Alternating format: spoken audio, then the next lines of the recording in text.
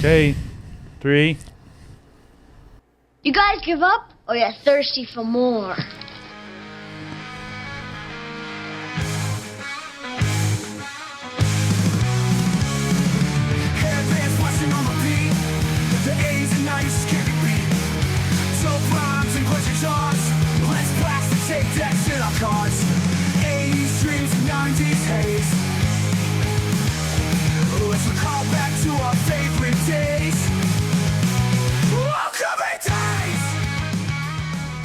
Welcome back to the studio. Unless this is your first time, then I guess say it. Welcome to the studio. You're, of course, listening to Totally 80s and 90s Recall.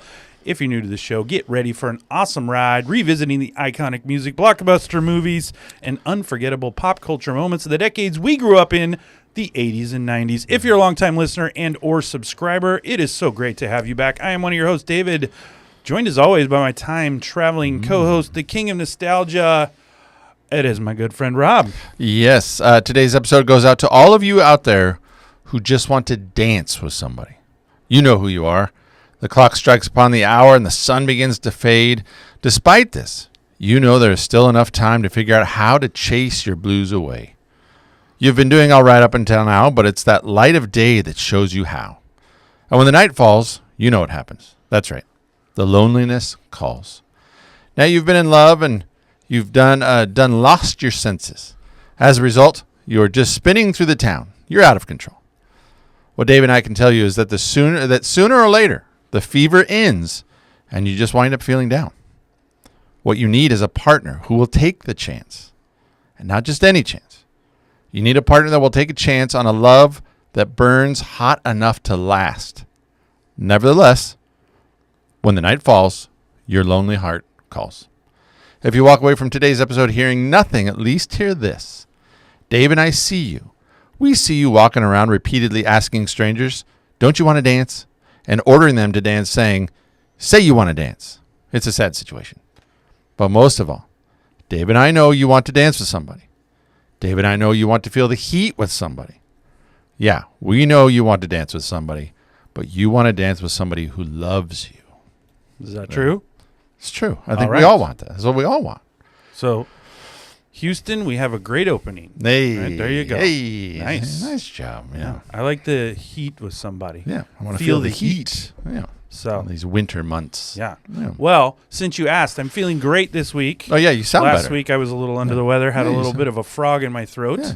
This week you look better. The energy level is back. Yeah, you feel I feel like I'm here to give the listening public my full 100%. What they come for. Yeah, last week they got about 83. I don't know, 77. It wasn't good. It was okay. It wasn't. Well, and I think anytime I have to try to carry it. Well, you had to anchor the show. That's not good. No, you did great. No, we gotten some good feedback so far on side 2. I think some people like side 2 better than side 1. Of all the comments I saw, that's what I saw most. Is people saying better side. Better side. Yeah, definitely. And the same thing I said on the podcast, except for one. The great song to lead off, much better than on the other side. Yeah. So, and then what was the one? Everybody said. What was there was quite a few people that said really good except for the one. Gloria? Gloria. Yeah. It was Gloria. I think there was a good amount of Estefan. I think we're not the only ones in that. So it amazes me how many records that she sold and how many people love her. Awards and love her. I don't know who the public is. I don't know who those people are then, but they're out there. So good for you, Estefan fans. Yeah. But apparently they don't listen to us as much. I don't know. Maybe they're on the same side we are when it comes to Gloria. But good feedback. But I didn't see anybody defending her, though. No. So that's, But as a totality of your tape, looks like it went really well. It was good. I saw a comment on X today. The guy was like, it took me right back to being 12 years old. I mean, it was, so that's what we drive. That's what we want. Drive, whatever we're going to use. Matter. That's what we're going for. Yeah. And I saw another shout out for the Z100 Zoo situation. He said, although he wasn't from where we were from, he said it sounded almost exactly the same Topeka, I think, or Wichita. Oh, yeah. So a Kansas person. Oh, look at that. We got some Kansas people. We got people everywhere. So, and then my friend Dustin, who I went to school with, he posted a picture on our Facebook page. he has an old pair of Capizios, those like dress shoes. Yeah. And he had a bottle of Jacquard. And it was a great picture. It was so good. Like that is junior high. Like Oh yeah, you can encapsulated. smell it. Oh yeah, Yeah, it was perfect. So When you say those things, people say you can't smell a picture. yes. And then you go, well, look at this. look at this. Oh. So, well, they can't look at it, but let's tell the people what they can listen to this week as the topic of our show. I don't really know. Well, Yes, you do. I do kind of know. I gave you a title. You get 80s pop songs. There you go. Yeah. So, yes, So you gave me a list of songs. I did. Yes, 80s pop songs, Yeah. which we will get into in a moment. Yeah, okay.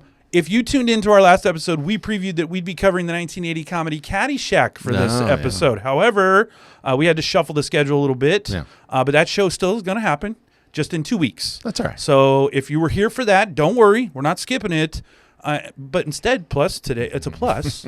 You get to listen to some awesome 80s music Yeah, there you go. instead. So And it would be a plus, too, if we had somebody write in and go, I was really looking forward to looking forward to Caddyshack. Like I'm not Sorry. listening anymore. You told me Yeah, Caddyshack. That's it. I showed up for that. I scheduled my day. You start talking about around- 80s songs, I got to go. And then- See ya.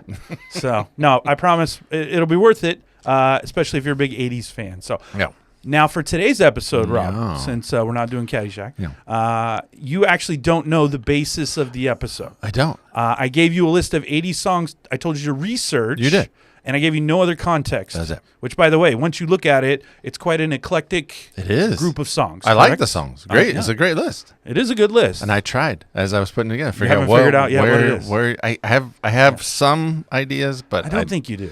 I don't we'll think see. I don't think they're right because then some songs don't match what I'm going. So I don't know. Once I tell you, I think you'll. All right. I think you'll. Like as soon as I say it, as you were doing your research, you'll go, okay. Yeah. That Okay. starts.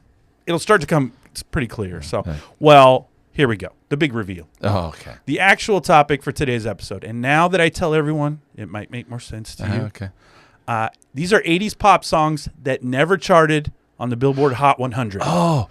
Okay. These are my guesses. Yes. Movies. Okay. Like maybe you were going down a soundtrack because Gotcha. a lot of these were movies, but then some of them weren't. They weren't. I even Googled it. Was this song it's never in a movie? TV shows. Maybe TV shows. No. Music videos or like first on MTV. There was lots Yeah. of mention that some of these videos were like they were big Mhm. MTVs. Covers, and then I put chart performance ? There you go. You were And close. I was thinking like either they charted or didn't chart or something. Oh, Yeah. so these You were never. close. And I actually put Glee, All of these the songs. TV show Glee, especially had its own bullet. Wow, nice. Because a lot of these were like Yeah. on season 5 of Glee. Wow, There you was- really. I'm not that kind of a Glee guy. Yeah. So No, I'm not. I'm excited that you thought I went down that road. I didn't know if you were a Glee guy. I did watch a little bit of okay. Glee because my wife liked it, and Yeah. it kind of sucked me in a little bit. Wasn't my fault. So, Okay, so these are they didn't chart. songs that never charted on the Hot 100, Wow. which is which is like the major charts. So, well, we've talked about the Billboard charts many times on this show, but the Hot 100 in particular, as I just said, is kind of the gold Yeah. standard, particularly in the 80s, of how popular a song or singer or group were. Hitting the charts could be a really big deal and thrust an artist into fame and fortune. Now, the Hot 100 in the 80s was driven by radio airplay and album sales. Today, they also add in streaming to that okay. too. But Okay. back in the 80s, just radio airplay and album sales. So it was a great indicator of success for the studio and the artists themselves if they were Okay. selling a lot of records and they were from the radio. So Yeah. I stumbled upon a list online made up by Billboard itself of the 100 greatest songs never to hit the Hot 100. So I found a Okay. whole thing. Yeah. This list obviously had music from several decades. In fact, as far back as the 60s, Okay. and as recent as 2023. Oh. But what I did is I extracted the best 80 songs that they listed, and that's what we're going to explore today. Okay. So Yeah, now I'm thinking about this list, and some of these, it's a tragedy that they didn't. They It's- should have. well, it's very interesting. Sad that they Yes. did. Yeah.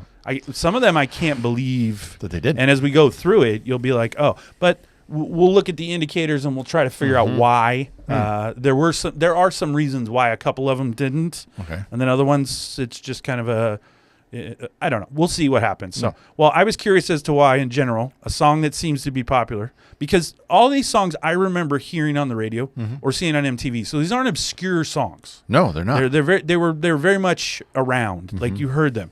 But they seem to be popular, but they didn't chart on the Hot 100. So I did a little digging around and found out some overall reasoning. Okay, this is general reasoning. This isn't for all these songs, but just general. First, the release format. Billboard only tracks songs related released as physical singles. Okay. So if you don't release a song as a physical single, like if it's a song that's only on the album and it's not a standalone single, it's ineligible. Okay. So that can happen. Limited radio play. This is interesting because several of the songs we'll cover today, as I just mentioned, we heard a lot on our local radio. But remember, we grew up in Oregon, so maybe across the entirety of the U.S., some of these songs weren't as popular in other parts of the U.S. as what they played on our local radio station, right? So they could be regional. Some of the songs could be regional.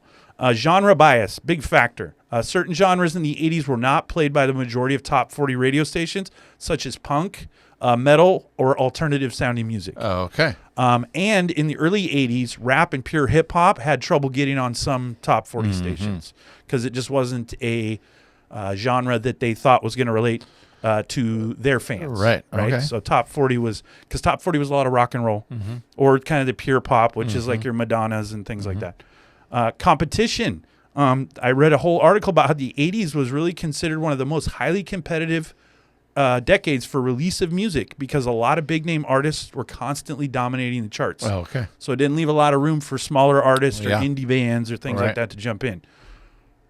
I got that, but then I look around and I see a song like Tarzan Boy. That's from an indie band, and it's a random song, and it made it onto the charts. So I don't know if that one's. I'm not saying it wasn't competitive. I'm just saying I feel like there was room.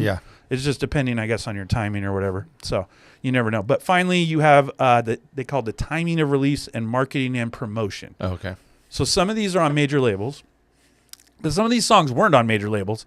And some of them, their labels couldn't afford a lot of marketing and promotion. So they weren't getting the word out.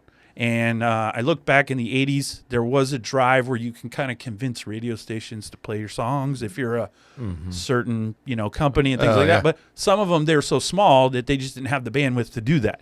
So if a radio station just didn't kind of organically find it or pick it up, it doesn't get played. So that could be part of that situation. So, but armed with all of that information, we're going to look back at some songs today, try to pin down how these couldn't have, at least for 1 week in their musical lives, how could these have not hit the Hot 100? All these songs, at least for 1 week. And we'll look at if some of the measuring markers that they told us affected these songs, which I think a couple of them do. But there are a few where I am still just kind of like, I can't believe this didn't get on the charts.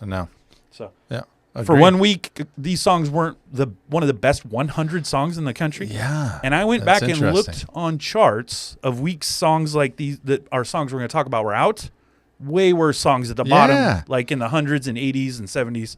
Way worse songs. And some of these songs are straight iconic 80s that's songs. what I mean. I'm shocked. I really am. On many of these. That these were. You said many of these. Yeah. And if they weren't top 100, they had to be like 102. No? Some of them had to have been really close. But it just fell out. You could find some information on a couple of those, but for a lot of them, it just says, all it'll say is, did not make the Hot 100. That's it. So, and for them not to be one of the most 100 popular songs, still is a little crazy to me. Yeah. No, crazy town. That is crazy.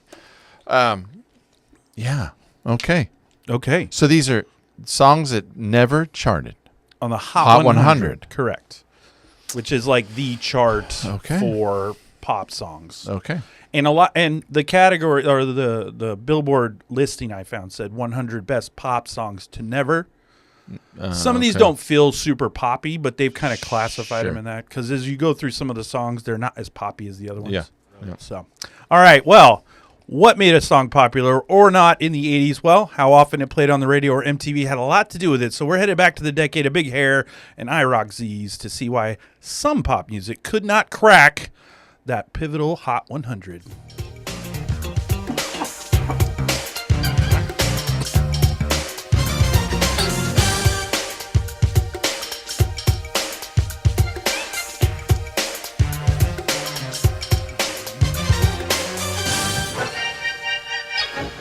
That song made the Hot 100, though. So this week, but we're working on it together, 14 songs. The first 11 are from that actual Billboard listing I mentioned at the beginning, with 3 other popular songs I found off the Billboard list, but still not hitting the Hot 100. We're not going to make it through this today. By the way, if you're interested in seeing the 100 greatest songs Billboard listed, you can go online and Google it, and it'll come up. You can look at all 100 songs. You'll find it and be able to see all the choices, not just the 80 songs I've identified. So, well, the first 11 songs are in order as they appeared on the list. So, Rob, before we jump in, what did you think about all the songs? I think had you have told me that these songs never charted on the Hot 100, I would have called you a liar. Oh, nice. Yeah. I like these songs, though. All of them. I really like this playlist. There wasn't one you were... There was like one or two that I'm not super familiar with. Oh, really? Or they're a little outside of my... Really? Yeah. I figured you would have known all these. Well, I mean, I know of them. There's a couple that I couldn't have sang along to it or, Oh. Yeah. So I'm shocked. Yeah. Because I'm trying to think of a couple of them, and I would have thought... Yeah, I would have thought every single song you'd have been like, yep. And then some of them I thought you were kind of making fun. Like... Why? I don't know. Like, you were like... I was like, why would he have picked this song? I really struggled to figure out what your my angle my line of thinking here. So, well, I shared the songs with you, so I I know. gave you every opportunity to figure it out. I know, and I couldn't connect the dots. It's okay. Yeah, it's not a big deal. That's all right. So, all right. Well, we're not gonna wait any longer. Yeah, let's get We've it. tortured them enough. They're like, "What are these songs?" You keep saying, "Oh, it's a great playlist." Well, It is a good playlist. We'll let the people decide if it's a great playlist. So, well. I'm going to do the first 11 again in order as they were on that Billboard. So of that Hot 100 song, of the best Hot 100 songs that didn't hit the Hot 100, coming in at number 91 on the top 100 songs. Very recognizable rock song from the early 80s.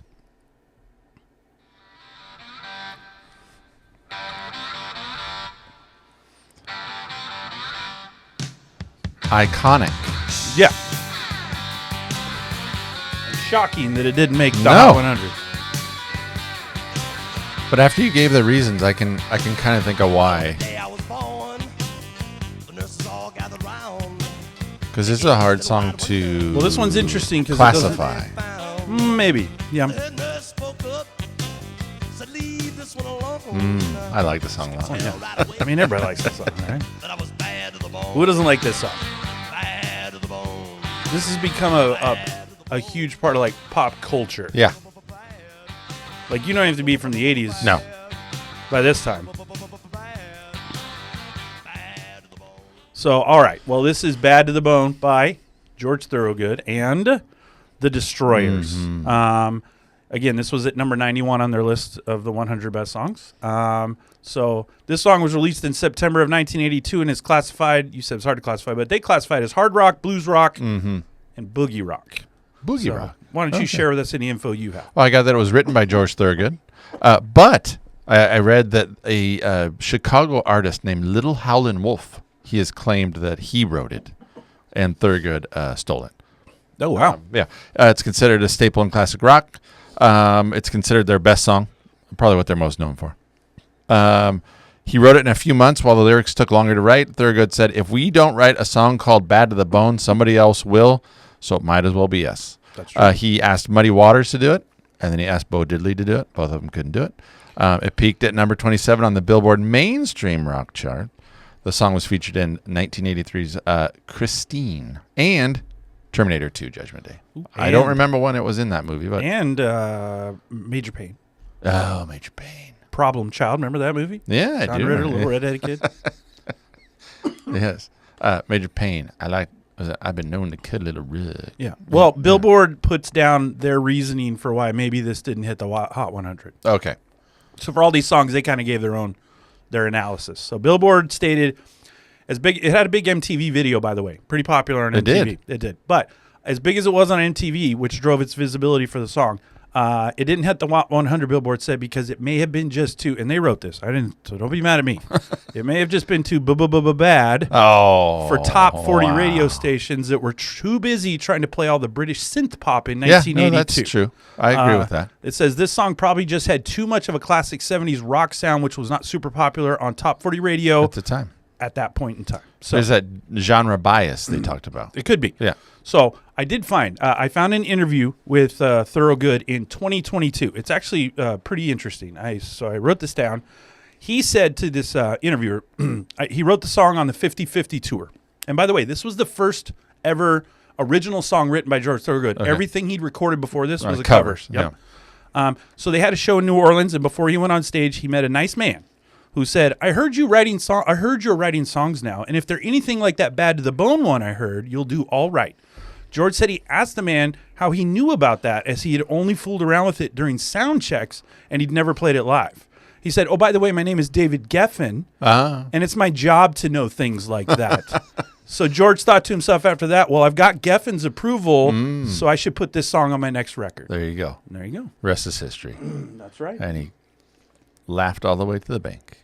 Probably. Because this thing's been everywhere since forever. it ever came out. So yeah, the residuals are through the roof. He's doing all right. Yeah. So George, you hear it everywhere. Good job. Yeah. So I like Geffen's. It's my job to know these things. It's my job. I don't know if you know who I am, but there you go. I'm sort of a big deal. Yeah. I don't know if you've heard of Geffen Records, but yeah. So I like that George didn't know who it was. He said a nice man. Oh, this nice So guy. obviously no one knew what David Geffen actually looked like. So all right, well that takes us to number 84 on the Billboard's list. This is an early 80s hip hop / electro jam. The fun was about to begin. Crowds of people lined up inside and out, just for one reason, to rock the house. But in the daytime, the streets were This is one of the ones I didn't know. You don't know this song? I mean, I know of it, but Oh, it's great. I like it. So classic. Yeah. I didn't really know much about it. I think it was in the movie Breakin' or Breakin' 2 or Electric Boogaloo, one of the two. I don't know. Oh. Oh, this is a great song. Freaks come out. I like the way they rap. I like early 80s rap. It's not too complicated. No. And it's all got that same rhythm. I got a hip here. I'm going over there. I'm walking around and I just don't care. It's so good. So, all right. Well, this is Freaks Come Out at Night by Houdini. Yeah. Houdini, not spelled like the magician. Yeah. Like the Who. Like Who, H-O. Or W-H-O. With Dini on the end of it. Yes. So, song was released in... Dini on it. Yeah, song was released in 1984 and is the group's signature song. Hit the U.S. Hot Black Singles and U.S. Hot Dance / Club Play charts. The music video features Run DMC and future rapper and hip-hop mogul Jermaine Dupri, who was a dancer for Houdini during this time. Yeah. The song was developed as a way to make a song, the lead singer said, to be competitive with that Pat Benatar stuff that was out.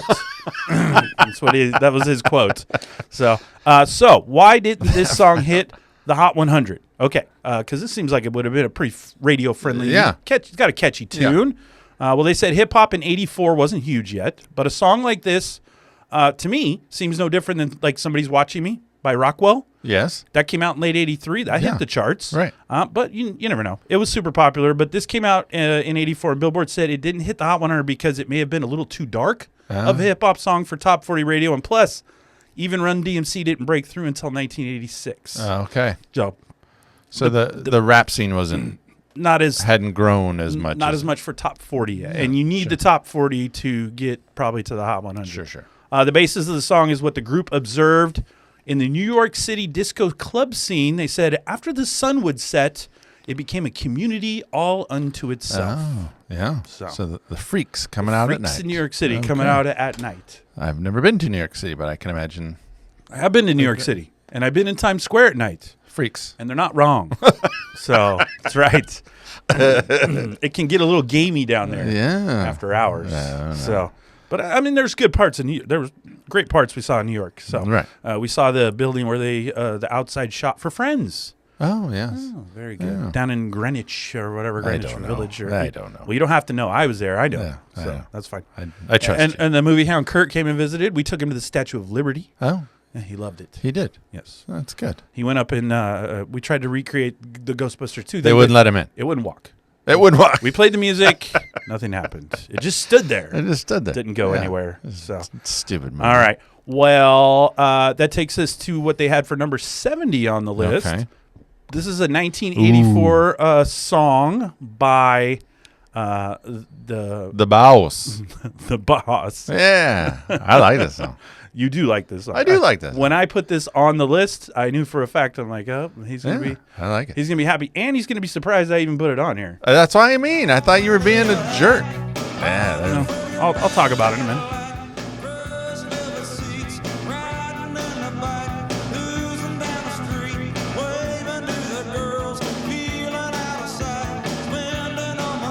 on a Saturday night.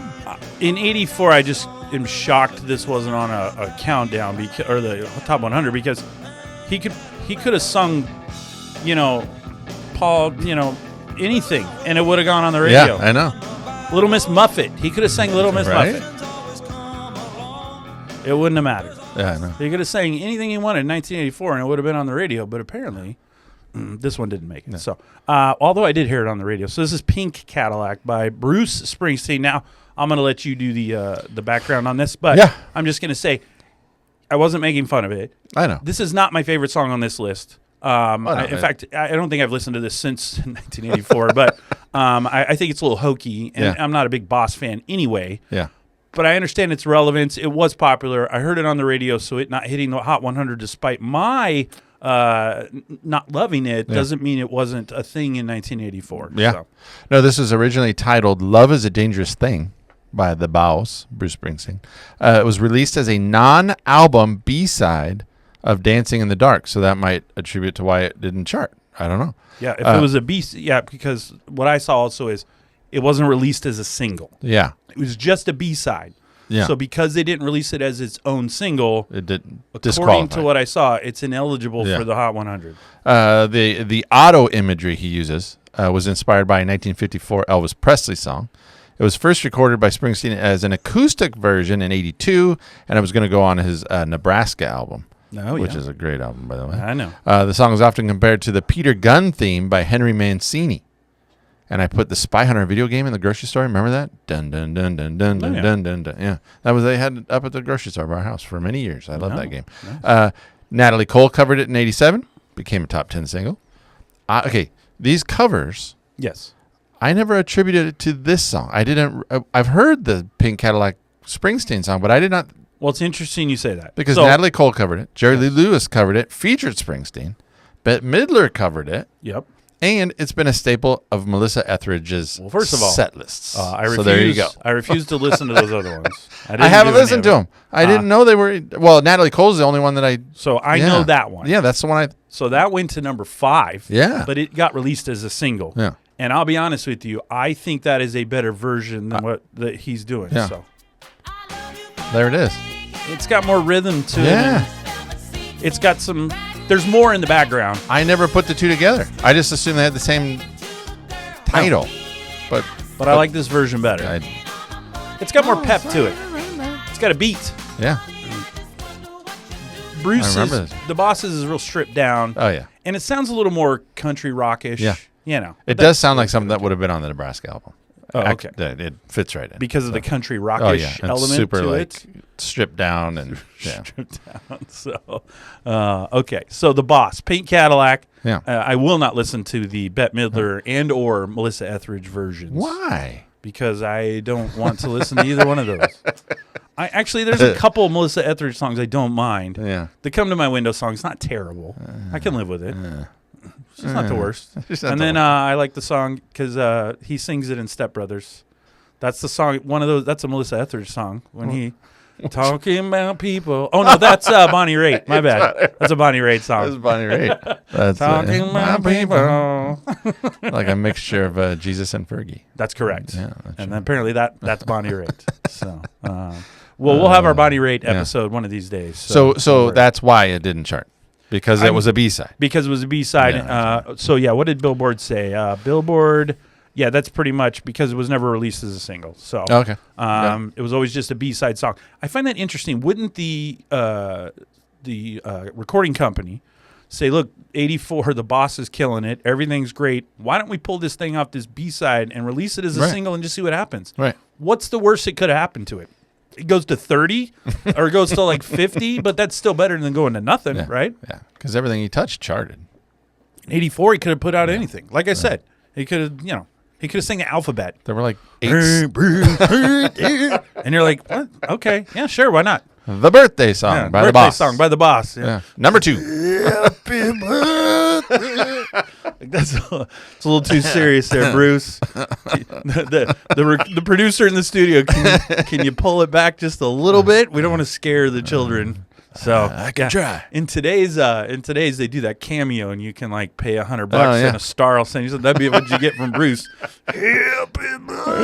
Anyway, all right. So, all right, that takes us to number 62 on their list. This is one of my favorites from the list, and let's see, one of my favorite 80s songs in general. I'm a little slow here on getting my timestamp together. You're fine. So everyone's gonna have to be waiting with baby's can all breath just on what song we'll play next. We don't know. So, but it's an awesome song. Oh, so 80s. It is so beautiful. I love it. These guys were everywhere in the 80s. They kind of owned the 80s when it came to this. I almost feel like if someone was like, what did the 80s sound like? Giving them Duran Duran or giving them like Tears for Fears. You're like, listen to these two. That's kind of what the 80s was. Dun, dun, dun. At least from a pop element. Oh, this is so good. And I'm looking at my notes, and I'm trying to figure out why this we'll go over didn't it. chart. But no. Oh, I could listen to that song all day. It's really good. So good. So, all right. Well, this is Girls on Film by Duran Duran, released in 1981 and was the band's first top 10 hit in the UK. It hit top 20 in several other countries and went number 1 in Portugal. That's what I had. Good Yeah, for you number 1 guys. in Portugal. The song did not hit any chart in the United States until 1999 when it shot up to number 24 on the Billboard Dance Club Play Songs chart, and I could not figure out why. It didn't come out in a movie. It wasn't re-released. It just all of a sudden somebody found it and started, I don't know, playing it. Obviously, it hit a radio station somewhere, but it started going nuts. As of October 2023, Girls on Film is the 5th most streamed Duran Duran song in the UK, in case you were wondering. Nice. I didn't get the other 4. We'll do that on another day.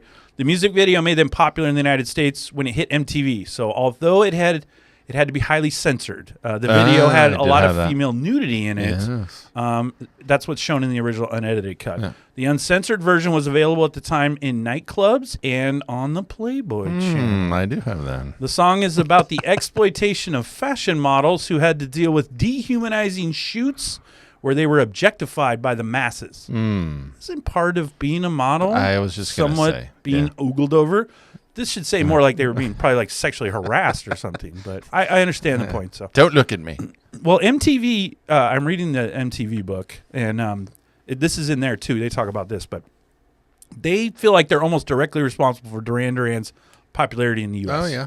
The video was made before MTV even existed, but in 1981 when MTV launched, they didn't have very many videos, so they got a hold of this one, got it into rotation after they edited it, and it instantly made Duran Duran stars in the United States. So many bands looked at the high-budget style of Girls on Film as to how videos were going to become huge and shape popularity.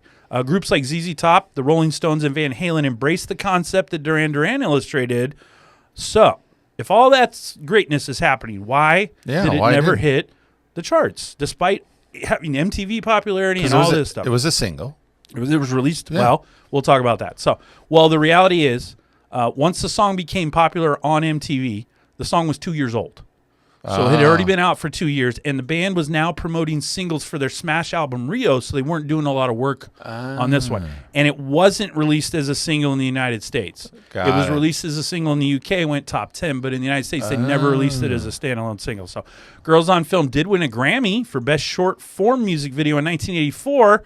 Why 3 years later? Because that was the first year that award was presented. So I guess they were just gathering up old videos and seeing who got it the most. So I did have here that it was originally demoed in '79. True. Yeah. So So what I'm shocked about though is Rio took off. That's amazing.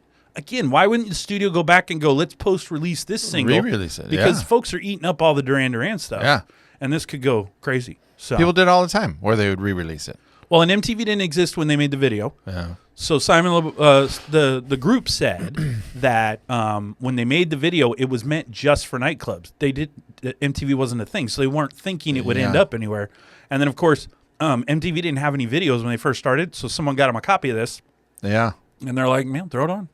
Because when they first started, all they had was like Rod Stewart and a couple other weird ones. And they're like, we can't play Rod Stewart 90 times a day. And the Buggles. And the Buggles. Or whatever they had. Well, and if you saw their stable of early ones, they said they had like 7 Rod Stewart videos. Like, just keep playing Rod Stewart. He was quick. He just dropped them off. He probably dropped them off himself. Take these. These are good songs. So maybe that's why you don't like Rod Stewart. Too much. Yeah, too much. Well, anyway. I don't like all his songs. Yeah. I have a onesie twosie that I can deal with Rod Stewart, but again, that Forever Young song is a torture upon its own. It's a classic. So, classic's a weird word. You're saying classic. I say I don't think that word thinks what you think it means, right? So we're gonna go all Princess Bride on you here. So, all right. So the number 55 song on the list, 55. another early 80s hip hop rap song. Is this one you knew? I did know this one. Yeah. Bass.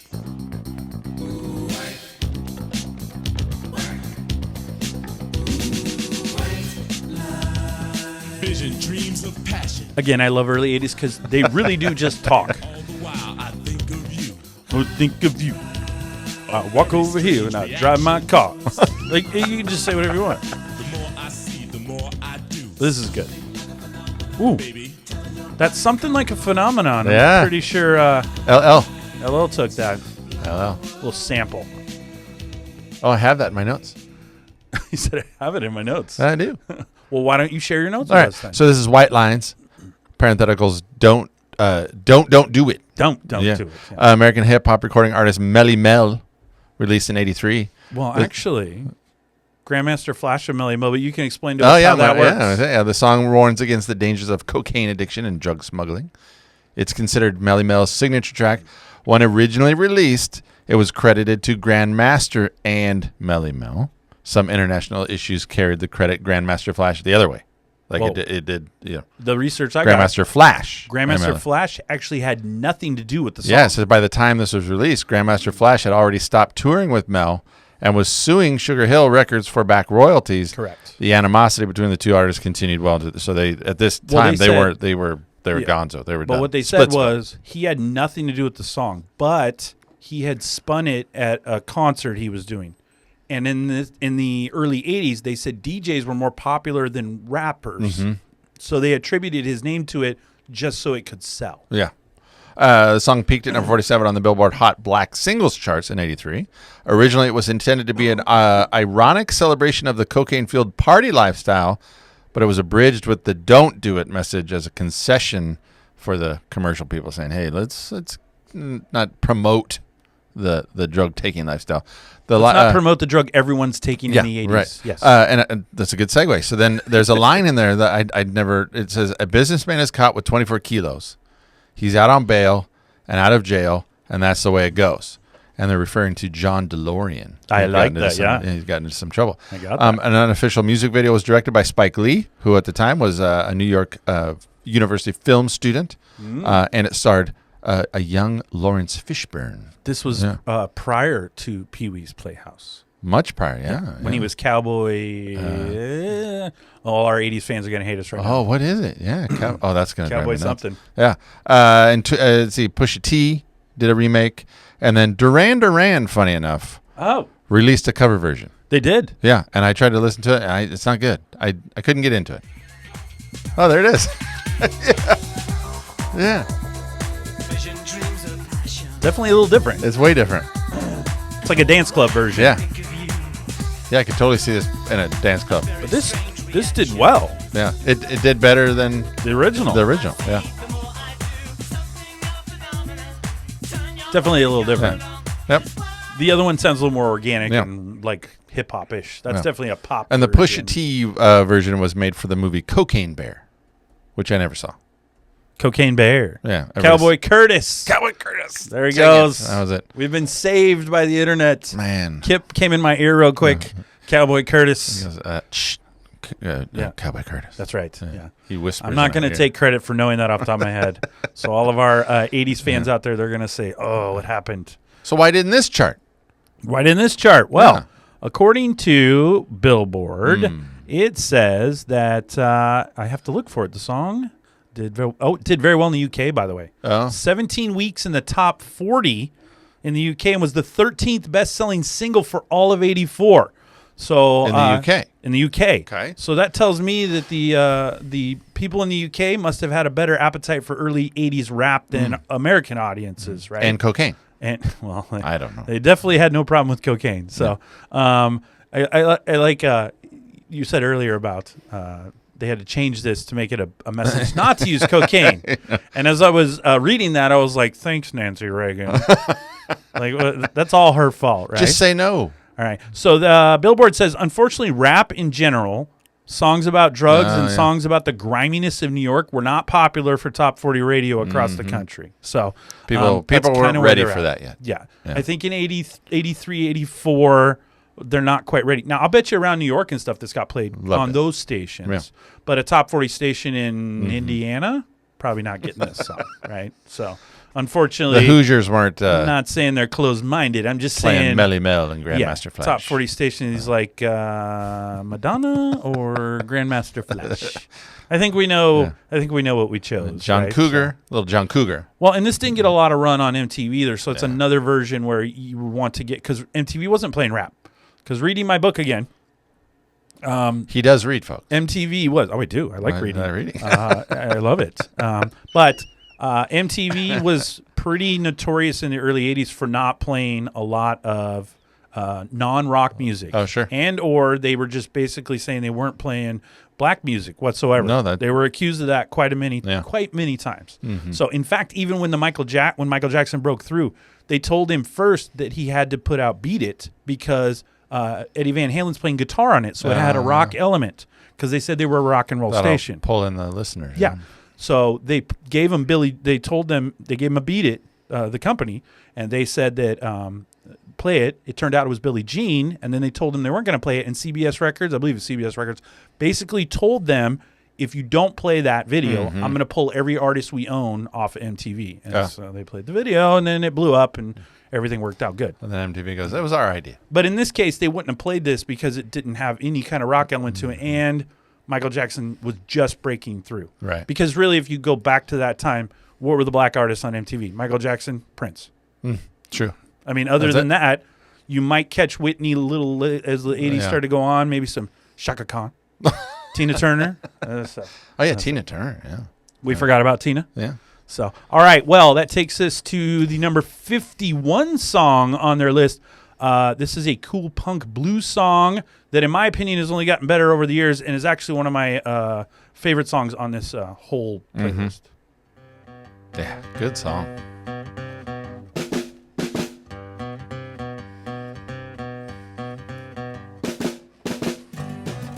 Oh, it's so good. Yep, love it. I saw these guys play at Red Rocks.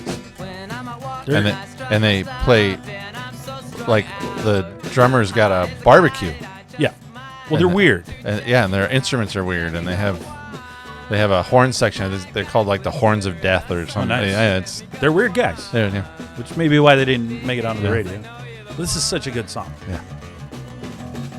Even if they're a little weird, a song like this should have probably been. Or is it Horns of Chaos or something like that? It's some kind of crazy name like that. Anyway. All right, so this is Blister in the Sun by the Violent Femmes. Yep. Released off of their self-titled debut album in 1983. It was later released as a promo single in 1997 after its use in the movie Grosse Point Blank. Great movie. I need to rewatch that. And that's where I know the song from the most. I don't know that I'd heard it before I watched Grosse Point Blank. It didn't chart anywhere that I could find it. I looked all over, in the U.S. or abroad. Although it's certified silver in the U.K., selling over 200,000 units. But I couldn't see it didn't chart in the U.K. So how they got it over there, good for them. Maybe they did a concert and sold them outside the stadium. But 200,000 is quite a bit. So the reason it never hit in the U.S. Hot 100, according to Billboard, is the Femmes weren't quite ready for prime time, and neither was their label. This comes back to the marketing and promotion. The label was eventually acquired by Warner, but at the time, it only specialized in local punk acts, and the album barely made the Billboard 200 chart. Such a small label didn't have the capital or ability to get the album or song out widely to radio stations. Yeah. Plus, in 1983, with Michael Jackson and other pop acts ruling the airwaves, this probably didn't have the appeal nationwide as other bands, and it might have been a little too indie for Middle America. I was going to say, it's too independent. Well, I will say, that might be the point. The stance could be it's a little too indie for Middle America's taste. But is that true? Because I look around on the chart, at the same exact time. So here's some songs that were on the chart. I just don't think this song got the exposure because the label was too small as these other non-super pop songs, because these weren't real big pop songs. Some of these were indie songs, and they're real popular on the Hot 100. Past the Dutchie, however you want to say that. Yeah. That's not a conventional pop song. No. It's kind of a reggae element, Yeah, and it made it on there. She's a Beauty by the Tubes, that's a punk band, and that got on the radio. And Our House, Oh, yeah. that's a punk song, and it made it pretty high on the Hot 100. So these were different from normal cookie cutter pop songs. So there was room for the Violent Femmes. Also, bands like Culture Club, and then the Clash had a song on the charts. That's a complete indie punk band. So there was appetite in the audience. Yeah. I just think maybe they didn't get promoted enough. They didn't have the backing That has to be what it was. Because if someone like the Clash can get onto the Hot 100, there's no reason this song could have got. Because when you first hear it, you would go, "Oh, this sounds like a college radio song." Yeah. But Our House and those were kind of indie songs like that too. Agreed. And the Talking Heads, Devo, they were hanging around on the Hot 100. So there was room. Just for some reason, Violent Femmes couldn't quite break through. Just wasn't their time. Maybe because they were playing drums on a barbecue. That's right. Maybe they decided that wasn't it. So, and they never did videos either. That was their other thing. Yeah. So not getting a video on MTV probably didn't help. Because that was cool. To what? Get on MTV? No, to be all non indie and I would just say if you were in MTV. the 80s and you wanted to get somewhere, you might have wanted got on MTV. You might have wanted to get a video on MTV. Yeah, that's where it was at. Just once Martha Quinn go, "Hey, Violent Femmes, blister in the sun." Just once. Even if it was 2 a.m. I don't know if she worked at 2 a.m. I don't know. I wonder Martha how they Quinn, decided that. yeah. Oh, I love Martha Quinn. She was fun. She was great. Yeah, she's good. My book, Martha Quinn, she's quite the party lady. Oh. She looks all mild-mannered. Oh, no. Like the sweet thing. She's a tiger cat. Oh, yeah. And there's a thing in there about there was some of these rock stars in the early 80s. They would come and they'd be like, "Hey, I'd like to meet Martha Quinn." There was like a whole thing about wanting to meet her. I was like, okay, y'all are crazy. So, Blister all right. and Sun, great song. Blister I and know Sun, it from fantastic. Grosse Point Blank, which Grosse I'm going to Point go rewatch. Oh, God, that movie's so I haven't good. seen it in a long time. Yeah, we're gonna have to. That'll make it onto our podcast. All right, so number 47, Billboard's list. Ooh, 47. I probably understood. Well, I thought I understood why this didn't make the Hot 100, but I added it because it should have made the Hot 100 for sure. Not, yeah. Even if yella makes it a cappella, I still express, yo, I don't smoke weed or cess, cause it's known to give a brother brain damage, and brain damage Good on the song. mic don't manage I love it. nothing but making But I wore this tape out, so didn't we have you were at the bus stop? Yeah. With your NWA tape. I got mine from I forget who I get it from. I got it from somebody's brother. He copied it for me, and so I didn't have the actual tape because if my mom would have found it. Oh, no. My dad would have found me with this. So it was a blank tape, So mad. and I just put rap on it. Yeah. I wrote rap I so just knew what it looked like. that it was disguised. Yeah. Otherwise, my mom would have been like, what? Yeah. So, What is this? so what is this, Rob? This is Express Yourself by American hip hop group NWA, but it's just done by Dr. Dre. He's the main guy. Correct. Yeah, Yes. he's the main performer. It was released in '89. The song is off their '88 album, Straight Outta Compton. Unlike most songs on the album, and by NWA, this song is devoid of profanity and violence, which I thought was really cool.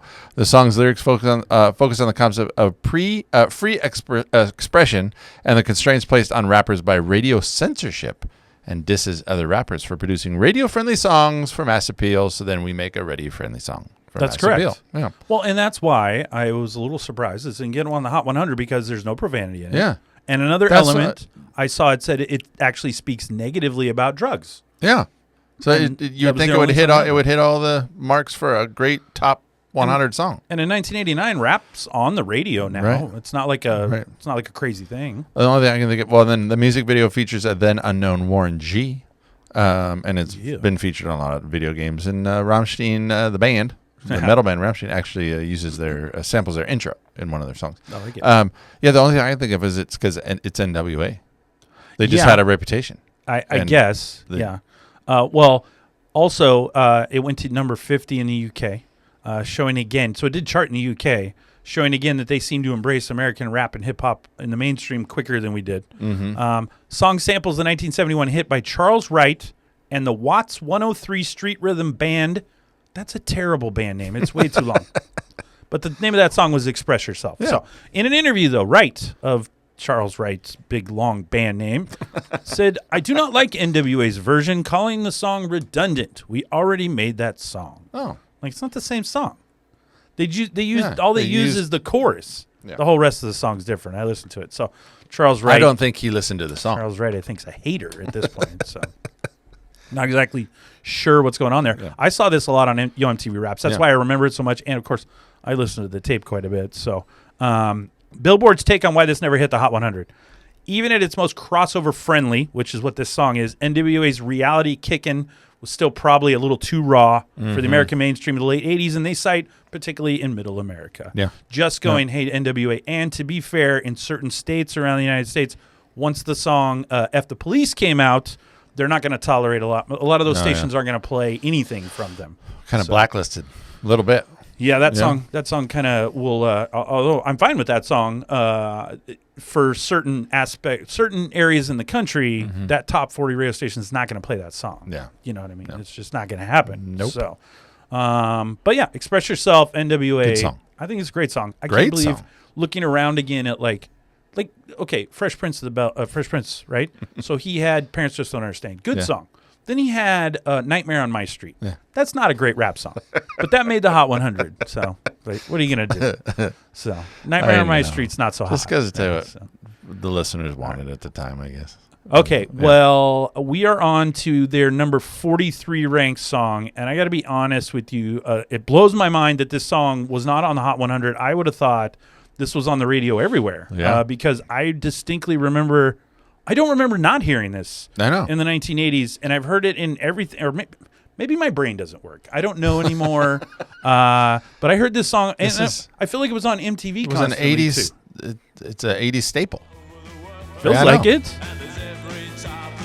Yeah. This just feels like an 80s song that I heard all the time. Yeah. If you would have asked me about the song, I'd have been like, probably hit like 5, 3. Yeah. Oh, no, it never charted. No. How is that possible? This is another song, it just kind of encompasses the 80s.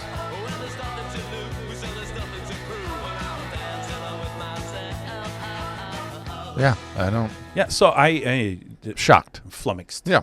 Flummoxed. I like that one. It is a word. It's a word. I saw that today. You did? And I thought, how can I get that in? Flummoxed. Flummoxed. I don't even know how to spell flummoxed. I saw it on the side of a building. All right. You did. I did not. This is Dancing with People Myself. are tagging words on really random words that like you would study for an SAT. Onomatopoeia. Yes. Is that what it is? Okay. I don't know. Well, this is Dancing with Myself by Billy Idol. This was released originally in 1980 by the band Gen X. Interesting.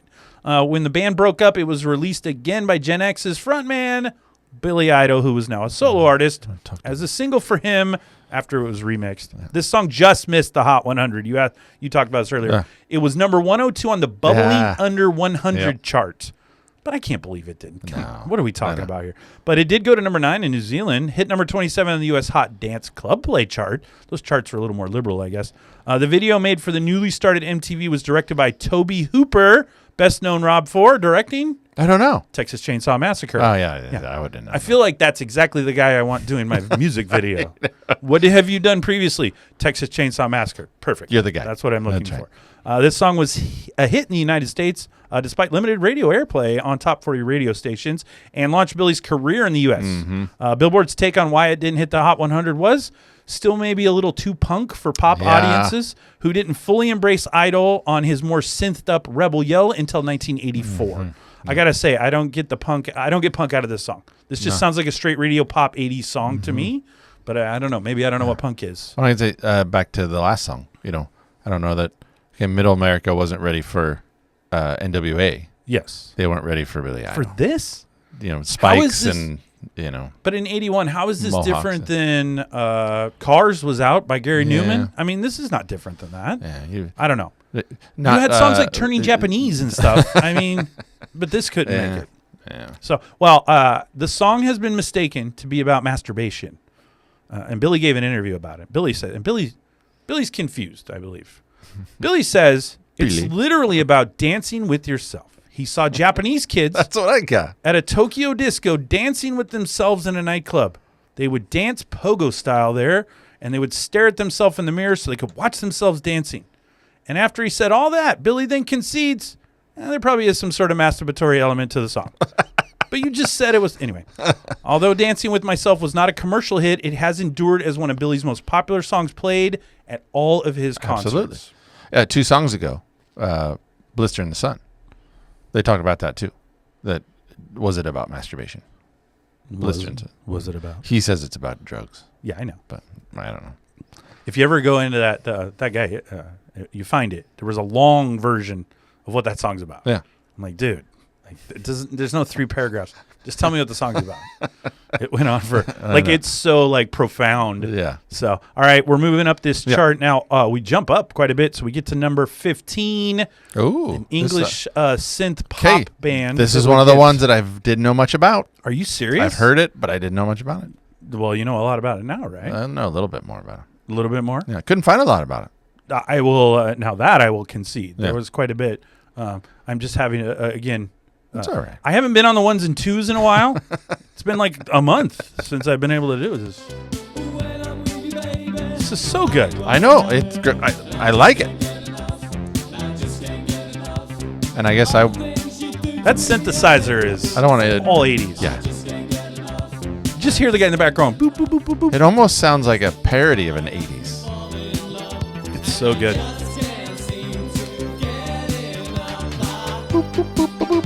Oh, it's a good dance. It's a great dance song.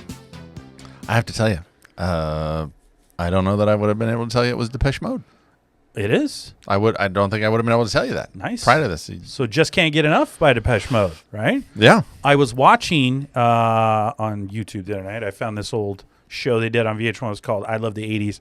And they were interviewing, they were doing a segment on Bartles and James. Yeah. And how this ties in is they interviewed Lisa Loeb. Okay. Remember Lisa Loeb? I do. And she was talking about Bartles and James from the 80s. She was in school and stuff. And she said one night she was out with her friends and they were drinking Bartles and James, listening to Just Can't Get Enough by Depeche Mode. Yeah. So there you go. There you go. Lisa Comes Loeb full ties circle. it back. So Lisa Loeb drinking. yeah. Lisa Loeb Lisa drinking Loeb Bartles and drinking. James. Yes. So all right. Well, why don't you tell us about this So song? this is, I don't have a lot. So No, this not a is lot. Just Can't Get Enough. It's by the mega electronic music band Depeche Mode, released September of 81. It was their first single to be released in the U.S. It was released in the U.K. September of 81, sorry. Released in the United States February of 82. I got that it was featured in The Wedding Singer. That's where It was in The Wedding Singer. You know, that's what I remember it from, but Also used in Gap commercials. see, I didn't know that. Also landed on the TV shows Friends, Gossip Girl, and American Horror Story. Oh. So it's been a few places. Yeah. So I put on here, I said, Brit synth pop was on the rise in the early 80s. And this is just as catchy as any of those songs that were around. According to lead vocalist Dave Gahan, this song was written as the punk scene was winding down and London club kids were looking for music to dance to that wasn't too aggressive. So why is it because of how was it that because it was released in the UK? I don't think so. Well, okay. So with its popularity around the world and the rise of Britpop in America, how did this song not find its way in the Hot 100? So Billboard assesses that the song may have been a year too early to really catch the wave of early MTV, which is what made a lot of the Brit synth pop bands popular.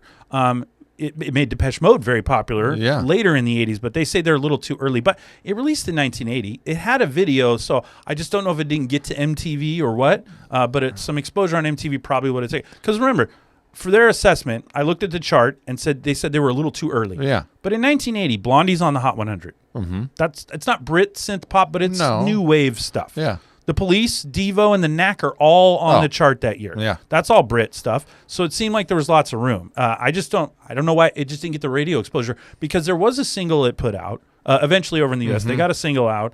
For some reason, it just didn't catch radio stations the same as some of the other Brit pans. Yeah, just can't get enough. Just can't get enough. Well, apparently they got enough because it People- didn't make it onto the Hot 100. People had enough. So that should have been on the Hot 100 as easy as anything else. So. I agree. All right. Our number 6 song.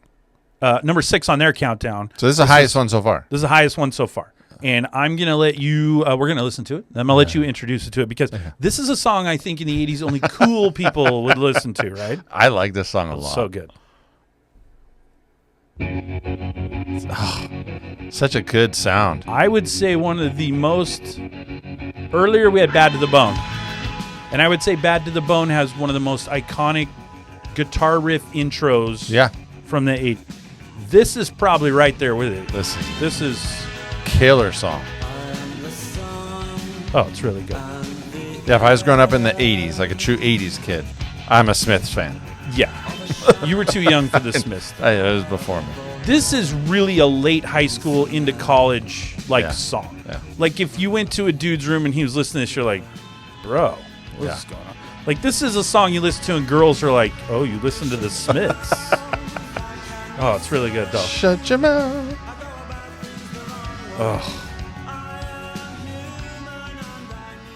Oh, so good. It's a really good song. Well, I'm going to hand this one off to you because I know you probably have something for it. I do. So this is How Soon Is Now by the English rock band The Smiths, written by singer Morrissey and guitarist Johnny Marr, released in 1984. It contains only one verse, which is repeated twice, plus a chorus and a bridge. The subject is an individual who cannot find a way to overcome his crippling shyness to find a partner.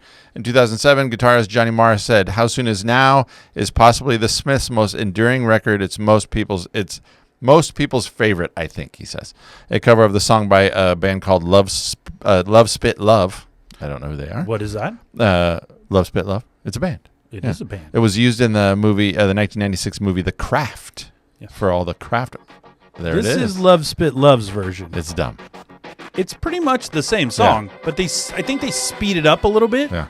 And I think they add a little more instrumental in the background. There's more back there than the other one. Yeah. But the singer's pretty close, if you hear it.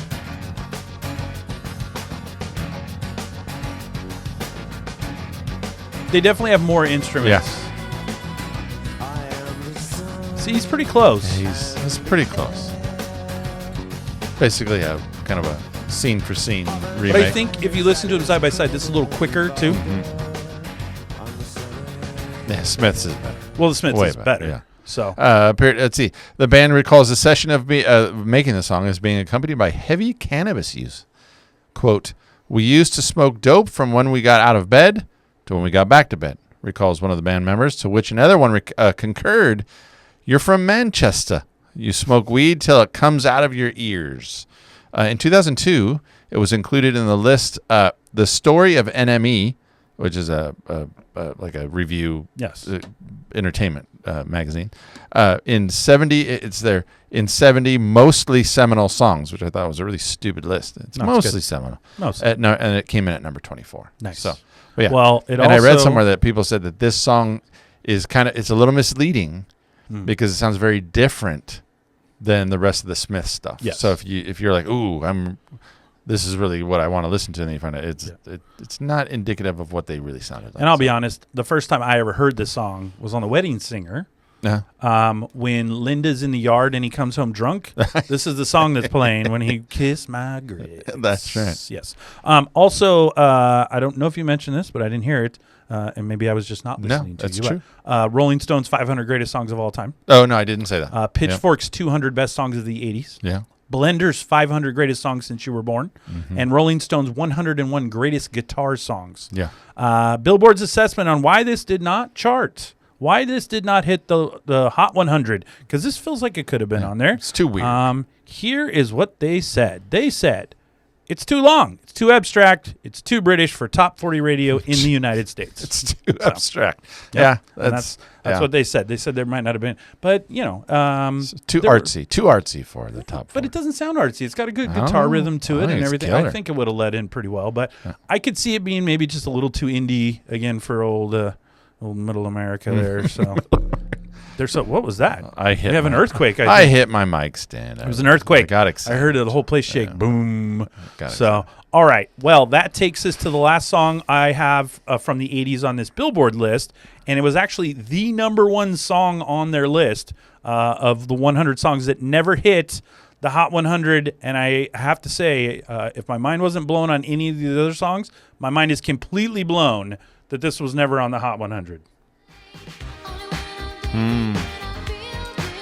I know. Through my research, this song is number one and number two in the entire world. Yeah. It's like 30 countries or something. Where did I put in my notes? It was by the end of the 80s, Into the Groove was honored by Billboard magazine as the dance single of the decade, That's what I'm talking about. but it never made the list. Never made the Hot 100. Explain that one. I do, Oh. and you know why on this one. I'm sure you. I think- you, I- you I did. think I we have have. a reason why. So this is Into the Groove by Madonna, obviously. Like I said, this blows my mind. I feel like I heard this song on the radio and MTV every day. Released in 1985, featured on the Desperately Seeking Susan soundtrack. Warner Brothers did not give Into the Groove an official release in the U.S., making it ineligible to enter the Billboard Hot 100, and was only released as a B-side. So much like Pink Cadillac, for some reason, why would you have not released this? As a single? What is Warner Brothers doing? Despite not making the U.S. Hot 100, it went number one in 12 countries, and it went to number one on the U.S. Billboard Dance Singles Chart and Dance Singles Sales Chart. Also, top 5 hit in 6 other countries. Man, just look around and go, what's going on around the world? Hey, can we go ahead and cut that as a single now? We'll make our money back. Who's in the promotion department over at Warner Brothers? Yeah. You are fired. Into the Groove named the best dance single of the 80s. Let's see. The song has been included in the 1001 Songs You Must Hear Before You Die, and on the Rock Song Index's 7,500 most important songs for the rock and roll era. In the UK, Into the Groove was the third best-selling single of 1985, behind only The Power of Love by Jennifer Rush and I Know Him So Well by Elaine Paige and Barbara Dixon. I don't know that song. No idea what that is. And I don't know how it ended up behind it. Must be more British. Madonna told Rolling Stone she is not a good judge of what things are going to be huge or not. She added that with this song, she felt stupid singing it, but everybody seemed to like it. In the UK, Madonna was placed at the top of the list of the top 10 female selling acts in British music chart history, with Into the Groove being her best-selling single of all time. Billboard stated the reason it didn't hit the U.S. Hot 100 is because it was relegated to a B-side single, whereas in the UK, it was an A-side single, and it went to number one. So... went to number one. Probably why we didn't, And going to number one, Into the Groove from Madonna. You got anything else for us? In 2012, a writer for The Guardian stated, had there ever been a hotter summons to the dance floor than Into the Groove? It was the soundtrack to her first and last great cinema moment. But yeah, that's a great question. Well, I haven't seen. Is there anything? I'll be I honest, never watched saw it. Desperately Yeah, Seeking I haven't Susan, seen it so I either. can't say. Yep. So, all right. Well, those were the 11 songs from the 80s I pulled off of that Billboard Hot 100 list. I've got 3 others. We can go over them pretty quickly, but these were. I got down a rabbit hole and I found these 3 songs that I couldn't believe weren't on the Billboard list. 1, but 2, they're just great songs, and I couldn't believe they didn't make it onto the charts once again. So we're going to start out with a song from a pretty popular movie in 1985. Don't Drive 88.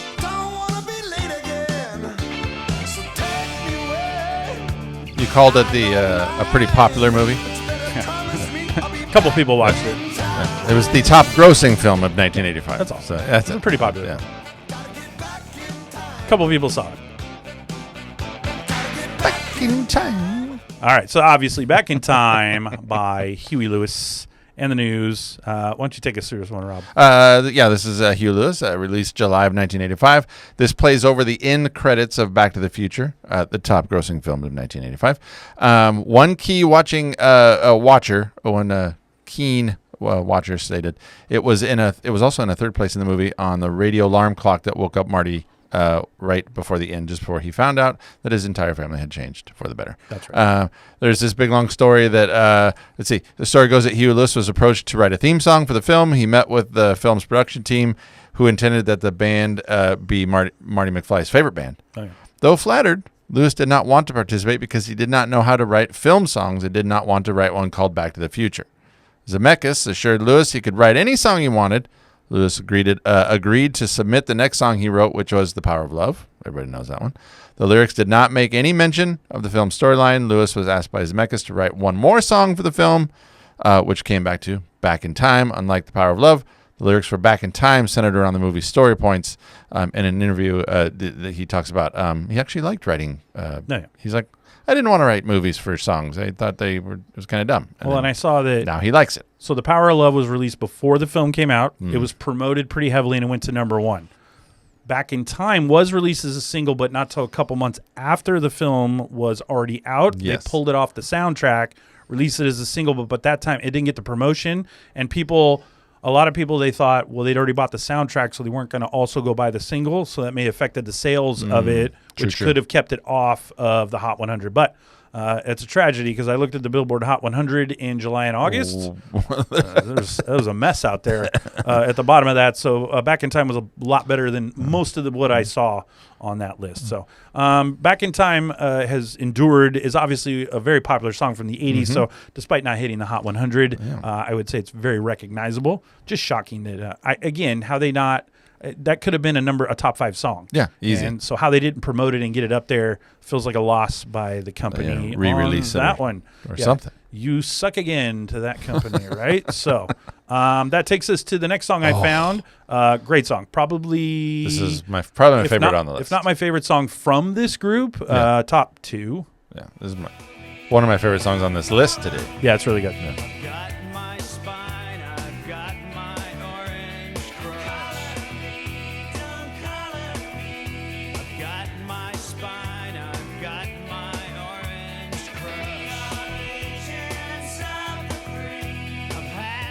Maybe it's a little early for REM yet. Yeah, They're still a little collegey rock. Yeah, this is a really good song. I'm not familiar with this album. I mean, I don't know that I. You might have to do some. I'm going to give it a spin. You might have to do some work on that. So it's Orange Crush by REM. Released December of 1988, went to number 1 on the U.S. alternative and U.S. mainstream rock charts. But since it wasn't commercially released as a single, just as a promotional single, it never made its way out of the Hot 100 because I bet the studio regretted that after it went number 1 and 2 on 2 other charts. Yeah. So they probably screwed up. I was wondering why studios release songs as promotional. So I did a little background check. Basically boils down to confidence in the music. They want to garner interest to build hype in future songs or an album, and they're not sure how the song will perform, so they release it as a promotional to test the waters and gauge interest in the music. I read where you talked about one of the charts. It topped the mainstream and modern rock tracks, where at the time it had the record for the longest stay at number 1 with 8 weeks. It beat U2. Beat out U2. So wow, Bono was mad that day. the record. He probably took it out on Edge. It beat out U2. The song's video also won an MTV Video Music Award, and it was all black and white video, and the band does not appear in it at all. Oh yeah, I did read that. Do you think if it had been given a commercial release, it would have been popular enough to get on Top 40 radio? Yes. You think so? I do. I think so. I do. Yeah. It's got all the elements in 1988 that sounds like it could be on the radio. Yep. Some earlier REM was a little more indie sounding, but by then it's starting to polish. That could be a radio. That's a radio song. It's just a matter of getting it there. Where he talks about Michael Stipe talks about it being about the Vietnam War, and then Peter Buck, the guitarist, goes, "I must have played this song on stage about 300 times, and I still don't know what the F it's about." Oh, so there's a little internal debate on what the song's about. Well, as long as they're enjoying it and having fun. So, all right. Well, our last song of the day comes from great 90s band, but they were actually around a long time in the 80s. They just didn't really get their big break until the 90s, and this is a cover. One of our only covers today. A great cover. Really good.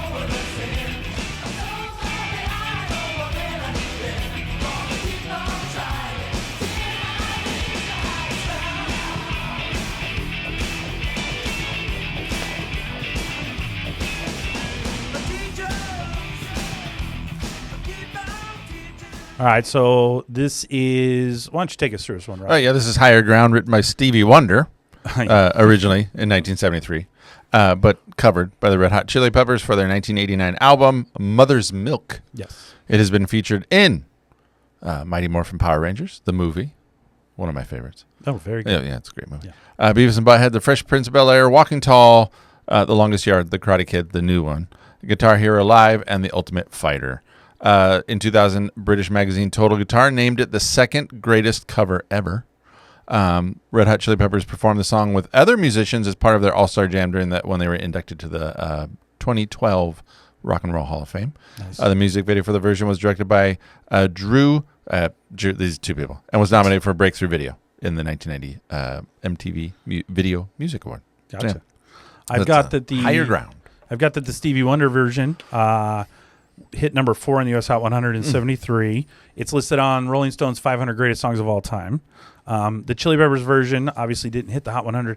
A British magazine named Total Guitar named it the second greatest cover of all time in 2000. Looking around, it seems to me kind of like Orange Crush from R.E.M. It may have been released as a promotional because online it shows it was a U.S. cassette single and a 7-inch single, but as a 12-inch, which is what typically the radio stations would play, it was a promo single. So maybe that's why it didn't get into the radio stations as much. So it may have had an effect on it. This song, along with Knock Me Down, are credited as the Chili Peppers' first 2 hits that helped them achieve mainstream success. Star status. Lead singer Anthony Kiedis joked that the reason they covered this song was because it was between this song and covering New Kids on the Block's Hangin' Tough. This is what they chose. I want to hear that version. I found another magazine online called Paste. I'm not familiar, but it's a magazine. It ranked it the 100 best cover. It ranked the 100 best covers of all time, and it had this at number 71. The writer said he believed anything Stevie Wonder sang or wrote was uncoverable, but Flea's awesome bass line and Kiedis' charismatic lead vocal led to a triumph that will only happen once in a lifetime. Oh, okay. So, and just as so we can be fair, so this is the Stevie Wonder version. Oh, yeah. All right, so it comes in with kind of a piano synth. Yeah, his little. Yeah, kind of a keyboard. Yeah.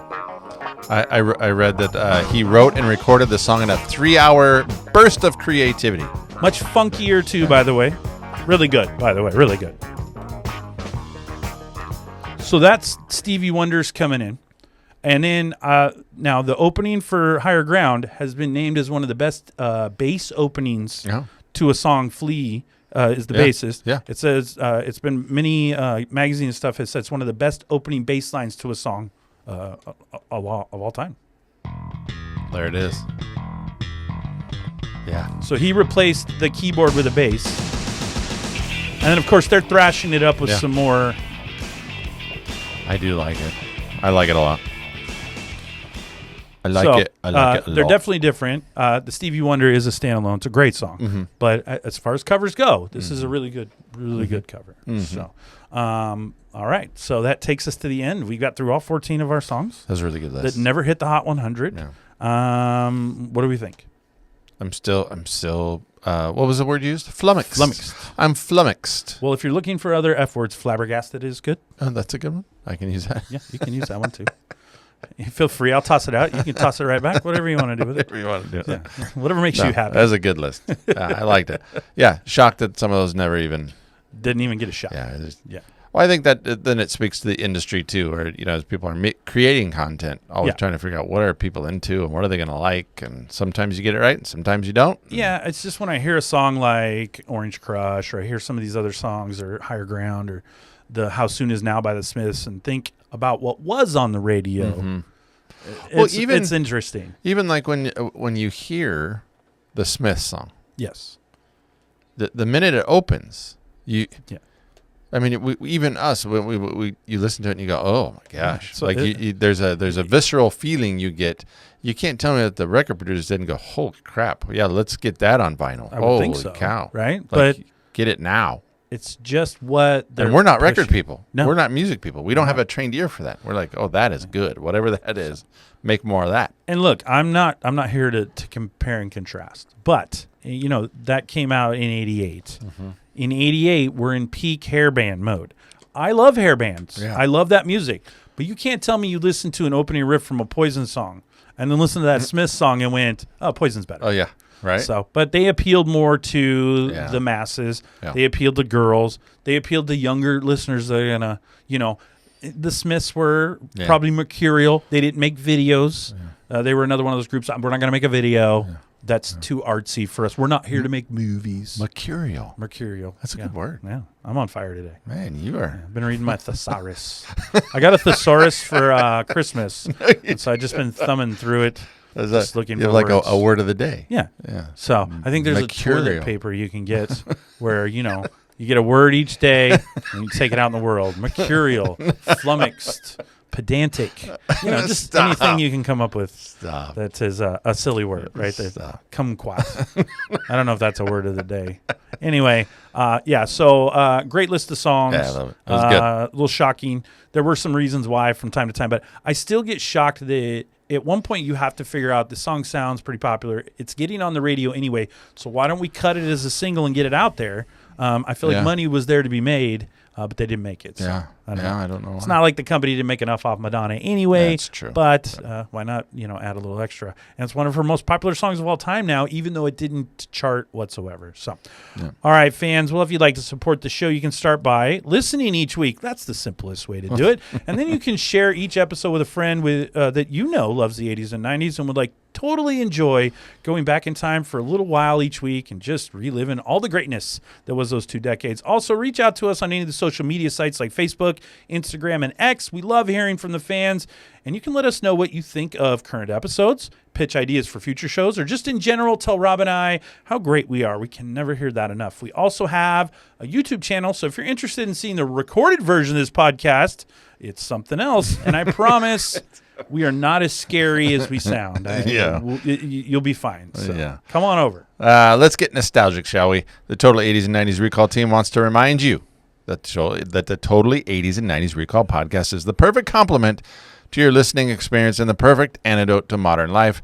Now, you may, in fact, be a Toys R Us kid, but you need to grow up and visit Total 80s and 90s Recall at podbean.com, and we will have you saying, I could have had a V8 in no time. Have ideas for future episodes or comments about previous shows, hit the rewind button and email your 80s and 90s flashbacks to 80s90srecall@gmail.com. Let the Totally 80s and 90s Recall team help you find the best way to appreciate the present by occasionally indulging in a healthy dose of the good old days. Beautiful. Yeah. Well, finally, if you enjoyed hanging out in the studio with us today, whether it's your first time or you've been here lots of times before and it feels like home, you can drive our visibility by giving us a 5-star rating if you think we've done a great job. And a review on Apple or Spotify or wherever you listen to us would be fantastic. We like to read all of the great feedback. And if you really love the show, let us know, as literally our favorite thing is receiving feedback and comments. I really do look forward to it every week.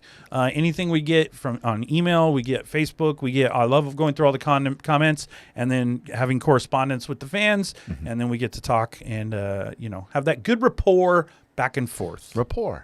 That's another good word. Every word today, Rob. Yeah. So, all right. Well, you may be bad to the bone, but just like those freaks out at night, Rob and I just can't get enough. So unfortunately, it will be enough this week as we've reached the end of this episode. We hope you enjoyed taking a look back in time at some popular 80s pop songs that just couldn't quite find their way onto the Hot 100 chart. If you like today's musical choices and want to experience the songs in full, we have provided links to Spotify, Apple, and Amazon playlists in the show notes so you can jam out to these tracks and get that great 80s feeling all over again, because this is a good playlist. You got lots of good songs in there, lots of kind of genres.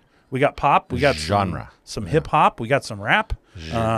We got whatever the Smiths and R.E.M. are, alternative, I guess, if you want to call it that, right? So Mercurial. Yeah. Mercurial. Make sure you get the R in there. There's an R. Oh, okay. There is Mercurial. Mercurial. Finally, a big shout out to you, our awesome listeners. Awesome? Why am I sounding it out that way? Let's try that again. Rewind. Finally, a big shout out to you, our awesome listeners, whether you're tuning in for the first time or you're a longtime subscriber. We can't thank you enough for hanging out with us this week. We hope we've given you a fun hour or so of laughs and memories. And don't forget, you can catch all new episodes of Totally 80s and 90s Recall every Tuesday. What do I need to be ready to do next time? Next time, we're still staying with the Billboard. Hey! And we're going to go over songs that were on the Hot 100.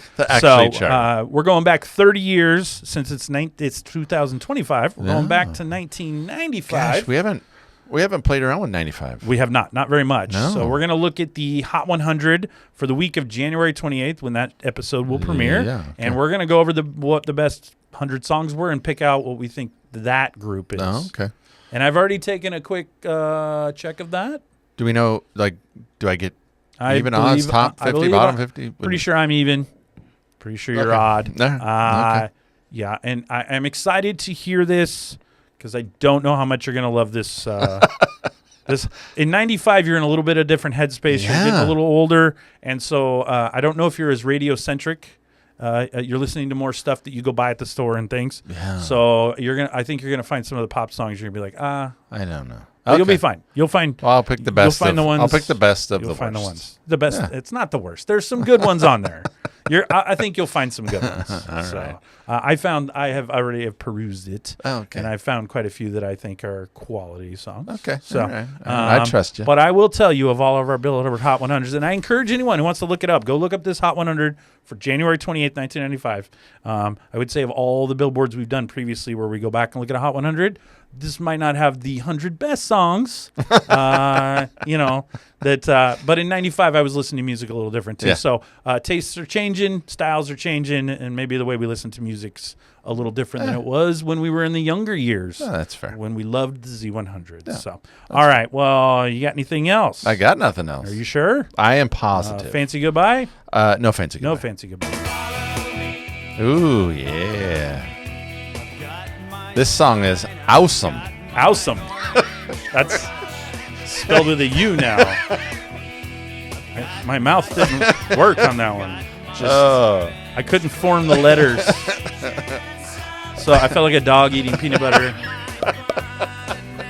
Nothing I could do. What are you going to do? There's just nothing I could do about it.